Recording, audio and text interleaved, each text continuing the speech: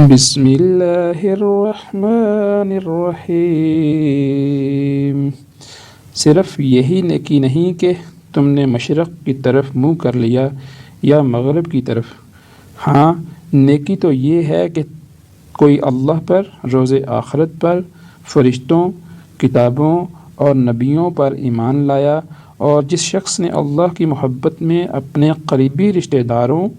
یتیموں، مسکینوں، مسافروں، سائلوں اور غلاموں کے آزاد کرانے میں مال خرچ کیا، اور جو نماز کی پابندی کرتا رہا اور زکوٰۃ دیتا رہا، اور جو لوگ عہد کر کے اسے پورا کرنے والے ہیں اور تنگ دستی اور تکلیف میں اور جنگ کے وقت ثابت قدم رہنے والے ہیں، یہی لوگ سچے ہیں اور یہی لوگ پرہیزگار ہیں۔ اے مومنو، مقتول کا بدلہ لینا تم پر فرض کیا گیا ہے، جس طرح کہ آزاد کے بدلے آزاد،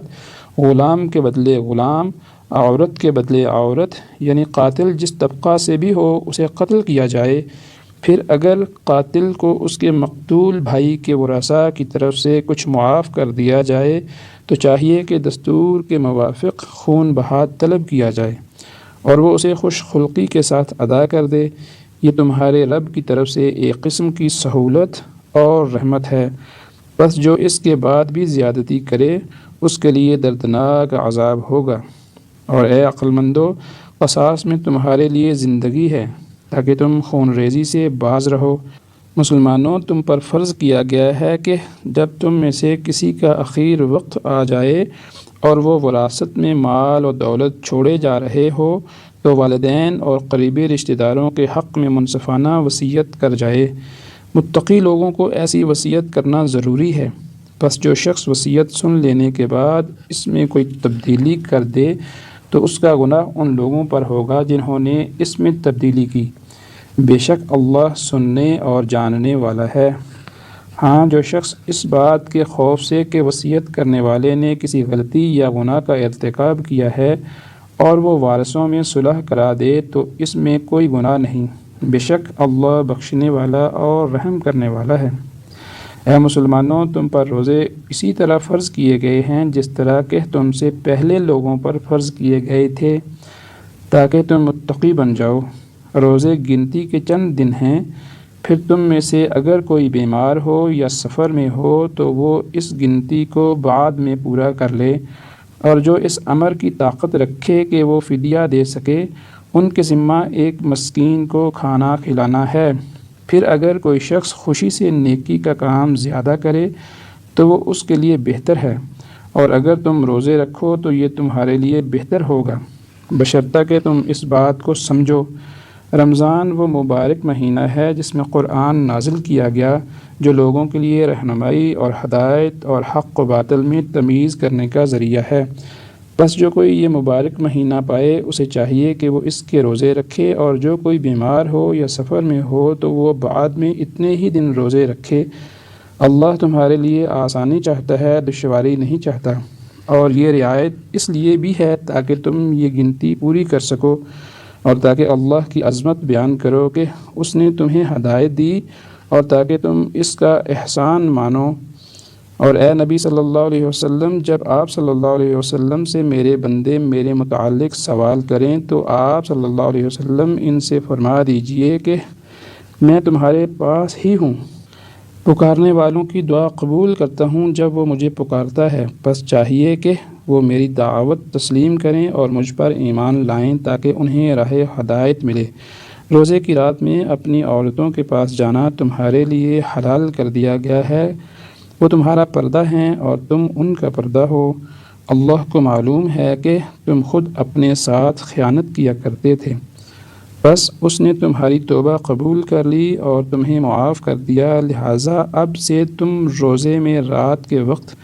اپنی بیویوں سے بخوشی خلوت کرو، اور جو اولاد اللہ نے تمہارے لیے مقرر کر دی ہے اس کے خواہش مند رہو، اور رات کو کھاؤ اور پیو جب تک کہ صاف معلوم ہو جائے کہ صبح کی سفید لکیر اندھیرے کی کالی دھاری سے الگ ہو کر صبح ہو گئی ہے۔ پھر روزے کو رات تک پورا کرو اور مساجد میں اعتکاف کرنے کے ایام میں رات کو بھی اپنی بیویوں سے خلوت نہ کرو، یہ اللہ کی مقرر کردہ حدود ہیں، ان کے نزدیک بھی نہ جاؤ۔ اللہ اسی طرح وضاحت کے ساتھ اپنی آیتیں لوگوں کے لیے بیان کرتا ہے تاکہ وہ برائیوں سے بچیں اور آپس میں ناحق ایک دوسرے کا مال نہ کھاؤ، اور نہ مال کو حکام تک اس نیت سے پہنچاؤ کہ لوگوں کے مال میں سے کچھ ناجائز طریقوں سے کھا جاؤ، حالانکہ تم جانتے ہو اے نبی صلی اللہ علیہ وسلم، لوگ آپ سے چاند اور اس کی مختلف تبدیلیوں کے متعلق سوال کرتے ہیں، کہہ دیجئے کہ یہ لوگوں کے لیے وقت اور حج کے حساب کا پیمانہ ہے، اور یہ کوئی نیکی نہیں کہ تم گھروں میں پچھواڑے سے آؤ، ہاں نیکی اس نے کی جو پرہیزگار بنا، اور گھروں میں دروازوں سے ہی داخل ہوا کرو، اور اللہ سے ڈرتے رہو تاکہ تمہیں فلاح حاصل ہو، اور اللہ کی راہ میں ان لوگوں سے جنگ کرو جو تم سے جنگ کریں، اور زیادتی نہ کرو، بے شک اللہ زیادتی کرنے والوں کو پسند نہیں کرتا، اور دشمنوں کو جہاں کہیں پاؤ قتل کرو، اور جہاں سے انہوں نے تمہیں نکالا ہے تم بھی ان کو نکال دو، اور فتنے کا قائم رہنا جنگ و جدل سے بھی بڑھ کر برا ہے، اور مسجد حرام کے قریب و جوار میں ان سے لڑائی نہ کرو جب تک کہ وہ خود تم سے وہاں نہ لڑیں، پھر اگر انہوں نے تم سے لڑائی شروع کر دی تو تم بھی ان کو مار دو، منکروں کی یہی سزا ہے، پھر اگر وہ باز آ جائیں تو بے شک اللہ بخشنے والا اور رحم کرنے والا ہے، اور ان سے لڑتے رہو یہاں تک کہ فساد باقی نہ رہے اور اللہ کا دین قائم ہو جائے، بس اگر وہ رک جائیں تو ظالموں کے سوا کسی پر سختی نہ کی جائے، اگر حرمت کے مہینوں کا لحاظ رکھا جائے تو تمہیں بھی یہ لحاظ رکھنا چاہیے، اور حرمت کی ہر چیز برابری پر قائم ہے،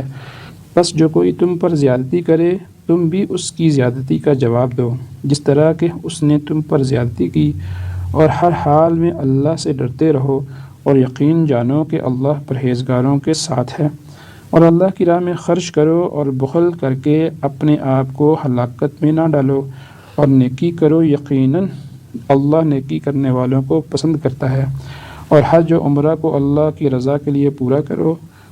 بس اگر تم راہ میں روک دیے گئے تو جو جانور میسر آ جائے اس کی قربانی کر دینی چاہیے، اور تم اپنے سر کے بال اس وقت تک نہ منڈواؤ جب تک کہ قربانی اپنے ٹھکانے ارض حرم میں نہ پہنچ جائے،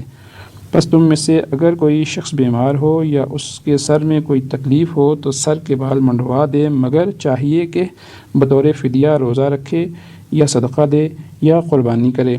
پھر جب تمہیں امن حاصل ہو تو جو شخص عمرہ اور حج ملا کر فائدہ حاصل کرنا چاہے وہ بھی جیسا جانور میسر آئے قربانی دے، اور جسے قربانی کا جانور نہ ملے اور حج کے دنوں میں 3 روزے رکھے اور 7 روزے واپسی پر رکھے، یہ پورے 10 روزے ہو گئے۔ یہ حکم ایسے شخص کے لیے ہے جس کے اہل و عیال مسجد حرام کے قریب و جوار میں نہ رہتے ہوں، اور اللہ سے ڈرتے رہو، اور یقین جانو کہ اللہ نافرمانوں کو سخت عذاب دینے والا ہے۔ حج کے مہینے معلوم ہے، پس جس شخص نے ان مہینوں میں حج کا عزم کر لیا تو وہ ایام حج میں کوئی فحش بات کرے، نہ کوئی گناہ کا کام اور نہ لڑائی جھگڑے، اور جو نیکی بھی تم کرتے ہو اللہ اسے جانتا ہے، اور زاد سفر ساتھ لے کر چلا کرو، اور بہترین زاد راہ اللہ کا خوف ہے، اور اے عقل مندو صرف مجھ سے ہی ڈرو، اس بات میں تم پر کوئی گناہ نہیں کہ اگر ایام حج میں اللہ کا فضل یعنی مال و دولت بذریعہ تجارت طلب کرو، بس جب تم عرفات سے لوٹو تو مزدلفہ میں مشعر الحرام کے پاس ٹھہر کر اللہ کا ذکر کرو، اور اسی طرح اسے یاد کرو جیسا کہ اس نے تمہیں سکھا دیا ہے، اور اس سے پہلے تم لوگ یقیناً بے خبر تھے، پھر میدان عرفات جہاں سے ہو کر باقی لوگ لوٹتے ہیں تم بھی اے قریش وہیں سے ہو کر لوٹو، اللہ یقیناً بخشنے والا رحم کرنے والا ہے۔ بس جب تم حج کے ارکان پورے کر چکو تو جس طرح اپنے باپ دادا کو یاد کرتے تھے اسی طرح اللہ کو منام میں یاد کرو، بلکہ یہ ذکر اس سے بھی زیادہ جذبہ کے ساتھ ہو۔ پھر بعض لوگ کہتے ہیں کہ اے ہمارے رب ہمیں دنیا ہی میں دے جو کچھ دینا ہے، ایسے شخص کے لیے آخرت میں کچھ حصہ نہیں، اور بعض وہ ہیں جو کہتے ہیں کہ اے ہمارے رب ہمیں دنیا میں بھی بہتر زندگی دے اور آخرت میں بھی بہتری عطا فرما، اور ہم کو دوزخ کے عذاب سے بچا۔